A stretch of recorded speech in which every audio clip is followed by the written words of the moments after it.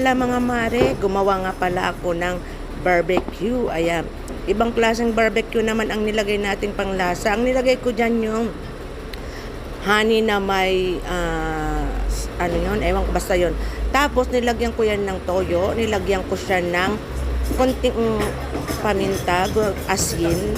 Tapos nilagyan ko rin siya ng Sprite. Ayan guys, ang sarap ng lasa niya. Pero mas masarap sana kung pineapple ang nilalagay mo. Pero ang nilagay ko is Sprite para naman maiba ang lasa ng ating barbecue. At ayan na guys, ibinabad ko lang siya ng isang araw. Tapos ayan na, tinuhog-tuhog ko na guys. Ayan na siya ang outcome niya. Ang aking barbecue is barbecue, Korean barbecue yan guys. Tapos nagtimpla ko ng mga sauce niya guys. Iba't ibang klaseng sauce ang ginawa ko. May matamis, may maahanghang at meron siyang maasim-asim.